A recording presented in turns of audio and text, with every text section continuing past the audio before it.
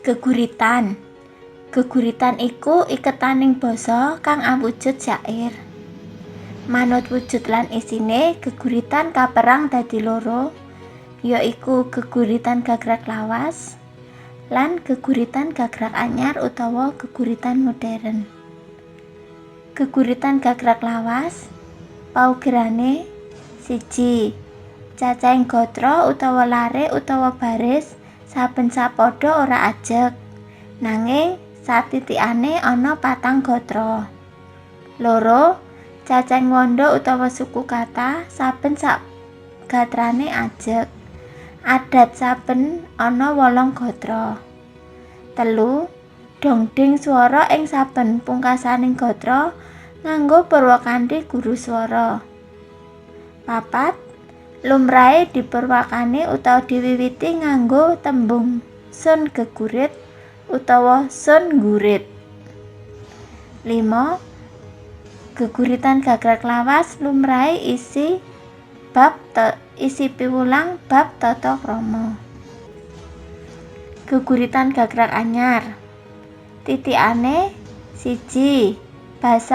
Basane klebu basa endah, tegese dudu basa padinan. 2. Tembunge pilihan, tegese ora mung waton nggunakake tembung. 3. Sajak pungkasan mardika utawa bebas. 4. Isine mentes. 5. Ana kalane nganggo lelewaning basa utawa gaya bahasa.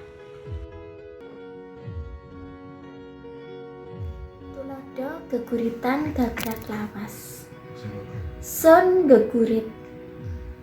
Kahanan jaman saiki, sifat pemuda-pemudi.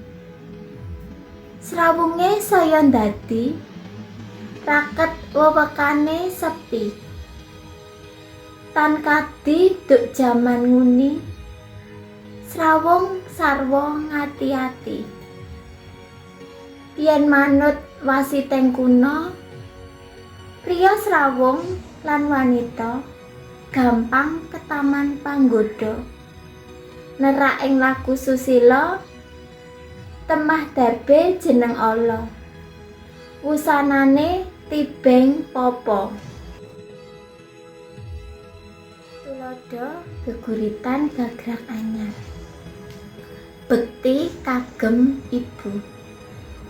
Nyuwun tambahing pangestu, kula badhe angayahi tanggung jawab marang bangsa ugi mring Ibu Pertiwi. Iki pancen kewajiban kang putra wis kudu ngerti. Lamun praputri tan maju, bakal ringkih tembe mburi. Awit ibu kang kuwasa mulang wuruk putra putri.